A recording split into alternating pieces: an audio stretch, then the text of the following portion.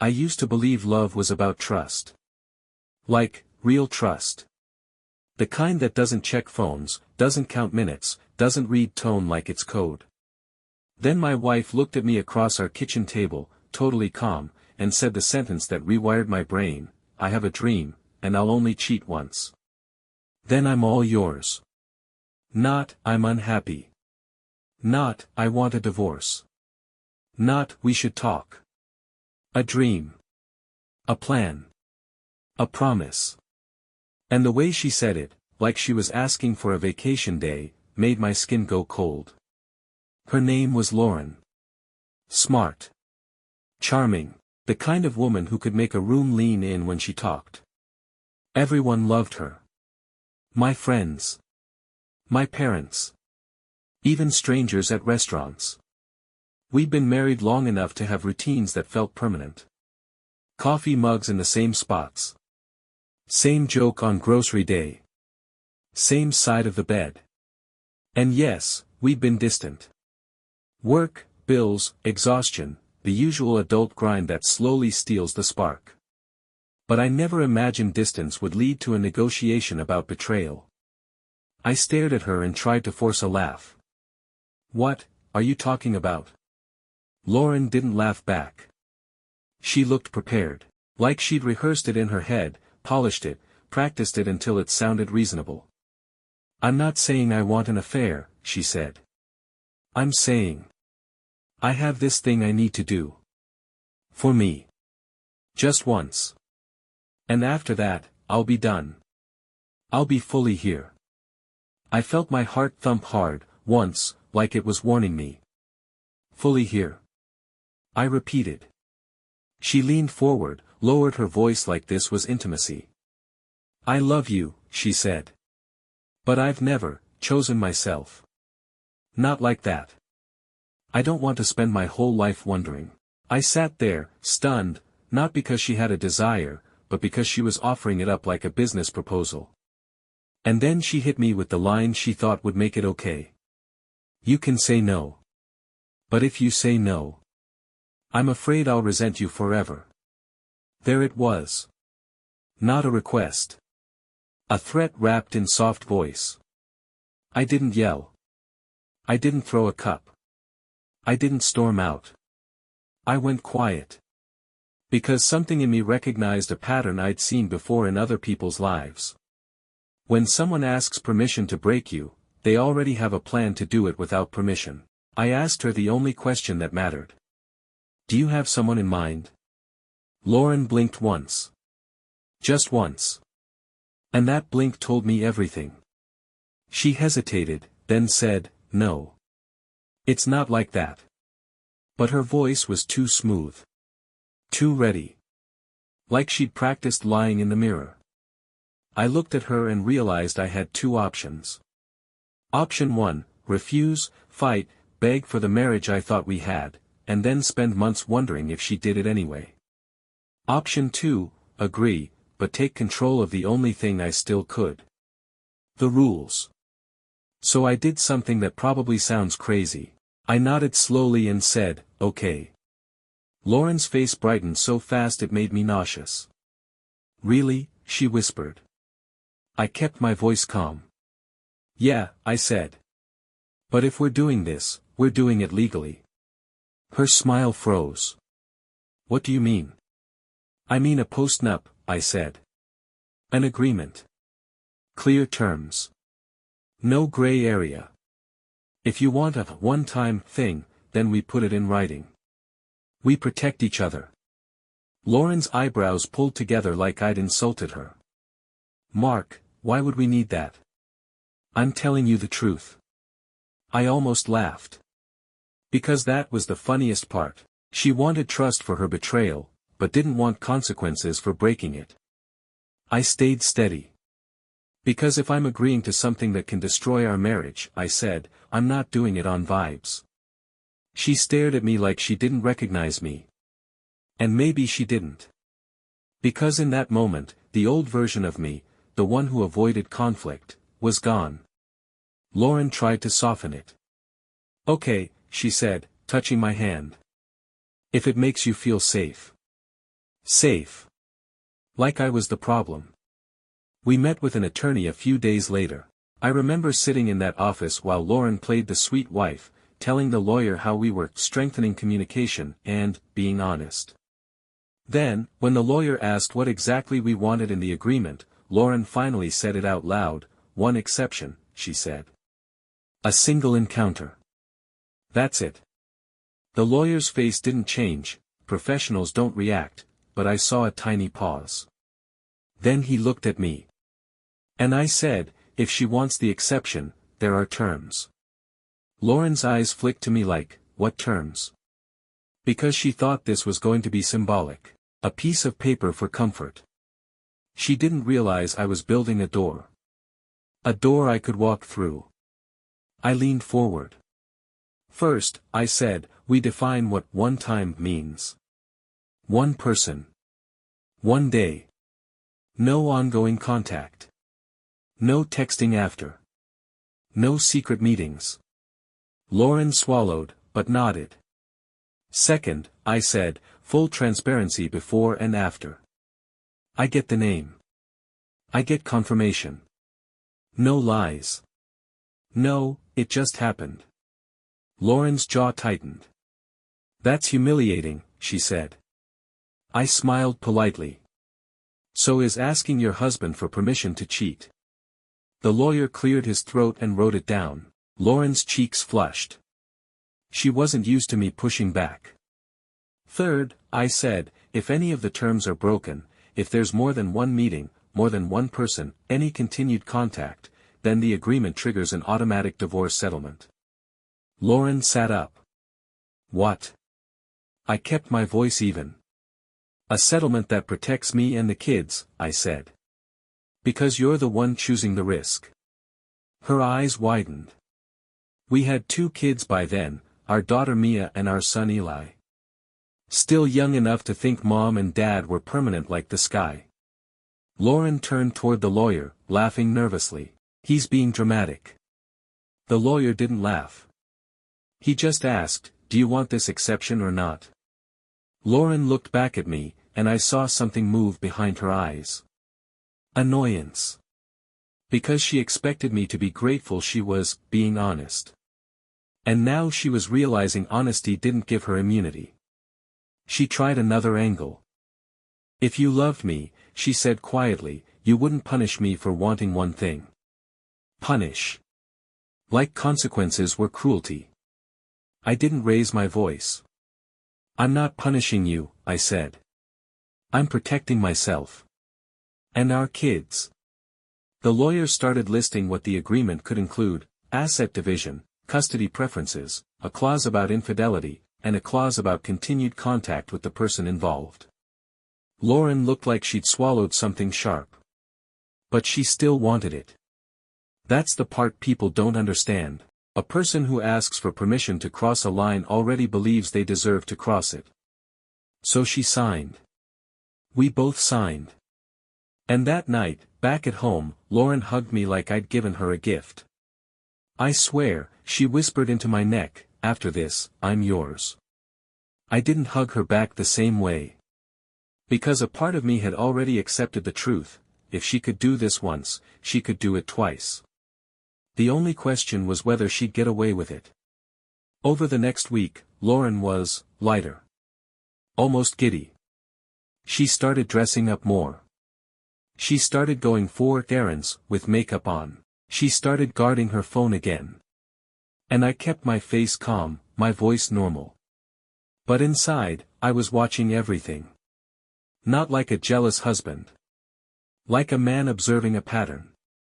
One evening, Lauren said, I'm going to meet a friend. I nodded. Okay. She kissed Mia and Eli, told them she'd be back soon. And then she looked at me with that same calm smile. The smile that said, you agreed. You can't be mad. She left. I waited. Not because I was afraid to follow, but because I didn't need to. The agreement didn't require me to catch her in the act. It required her to tell the truth. And cheaters don't lie because they have to. They lie because they can. When Lauren came home, she looked satisfied. Not guilty. Satisfied. Like she'd eaten something delicious. She went upstairs, showered, got into bed, and curled against me like nothing happened. And then she whispered, "It's done." Just like that. Like she'd finished a chore. I stared at the ceiling. Done? I asked. One time, she said softly. I told you. I turned my head. Who? Lauren hesitated. It doesn't matter. My chest tightened. It matters, I said. It's part of the agreement. She sighed, annoyed. You really want the name?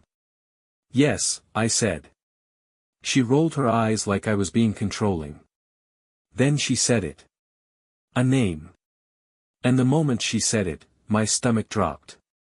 Because it wasn't a stranger. It wasn't some random guy from a bar. It was someone I knew. Someone who had been in our home. Someone who'd smiled at my kids. Someone who'd called me bro and laughed at my jokes. I felt cold all the way down my arms. I didn't react. I didn't want to give her the satisfaction of seeing me break. I nodded slowly. Okay, I said. Thank you for telling me. Lauren blinked. She expected an explosion. Instead she got silence. And that silence made her nervous for the first time. The next morning, Lauren acted like she'd been reborn. She made breakfast. She kissed me more.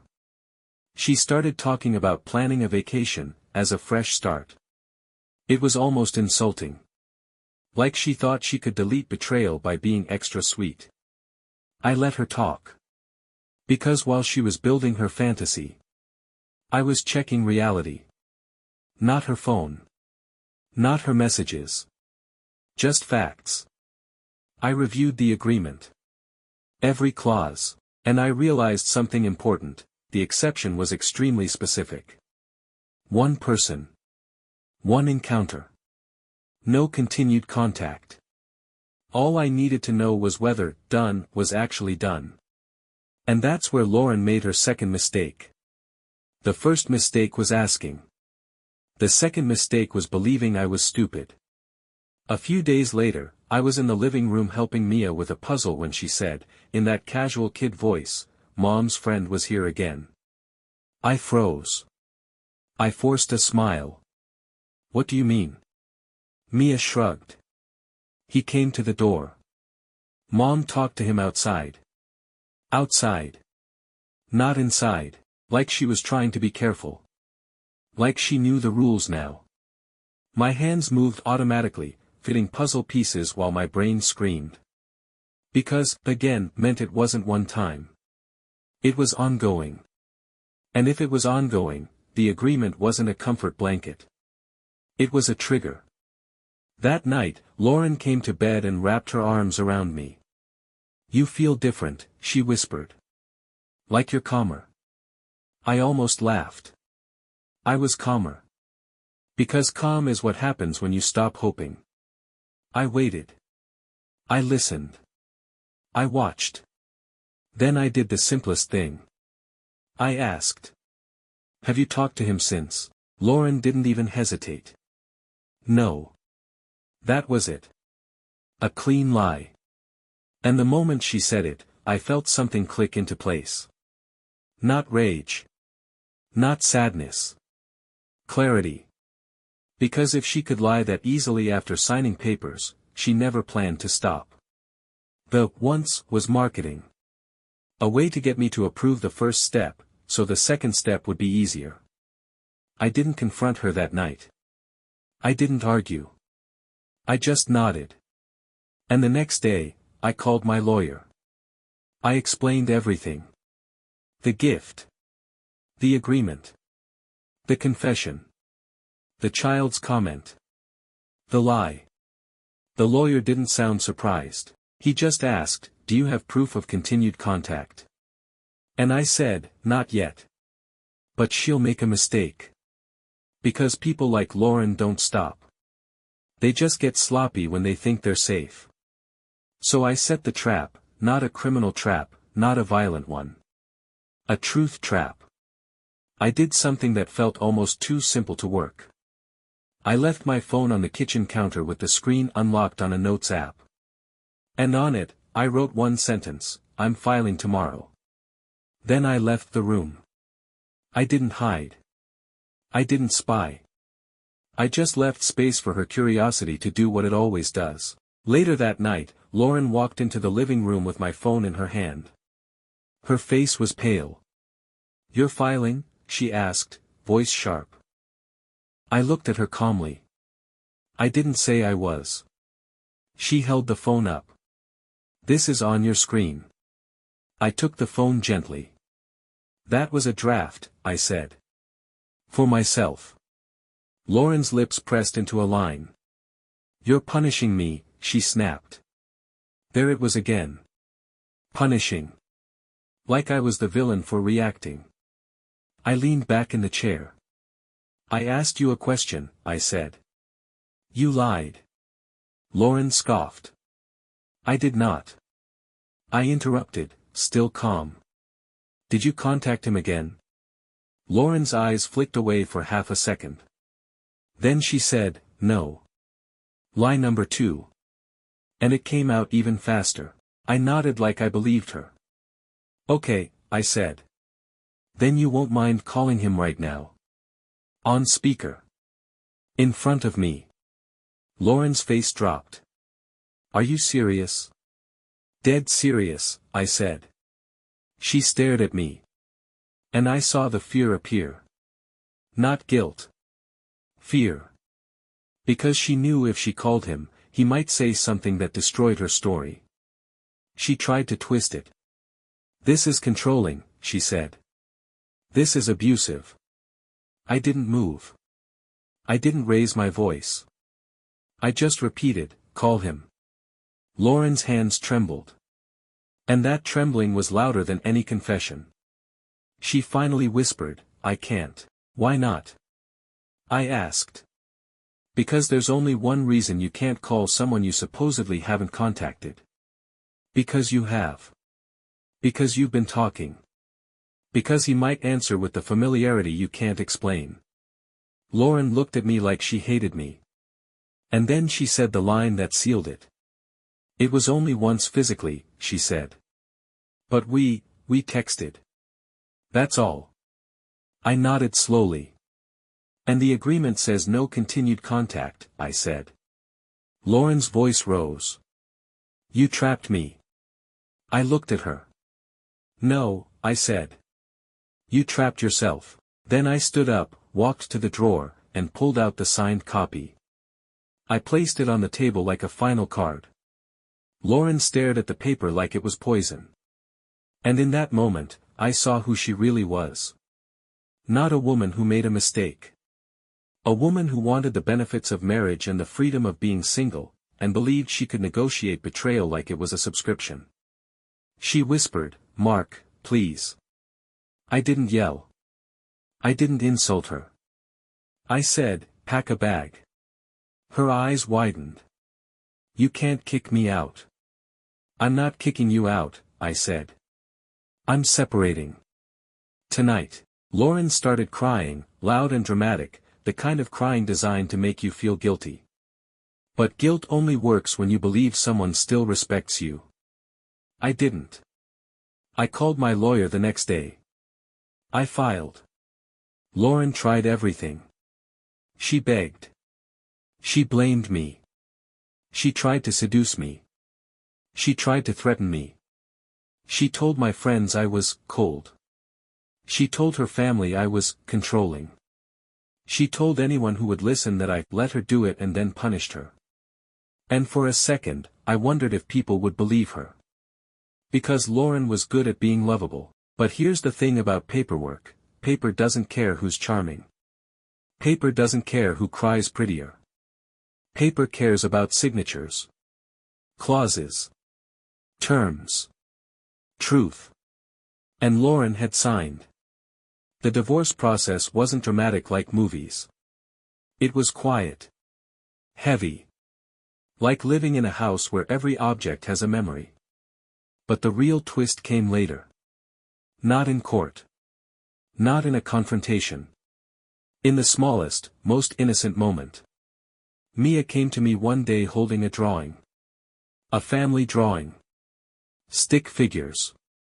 Me. Mia. Eli. And then Lauren. And next to Lauren, a stick figure with a hat. And above his head, Mia wrote in shaky letters, "MOM friend."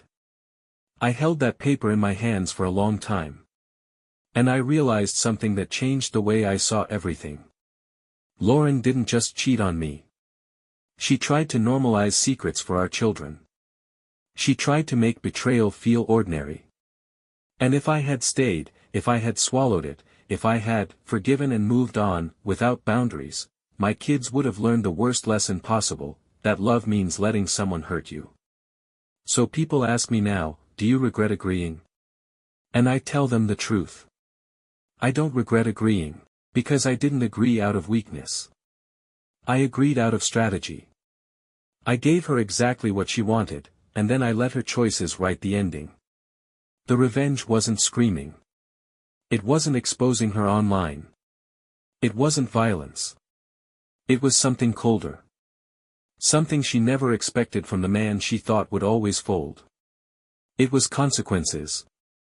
Because the moment she said, just once, she thought she was negotiating. What she didn't realize, was that I was already writing my exit. And once you sign your own betrayal on paper, you can't talk your way out of it.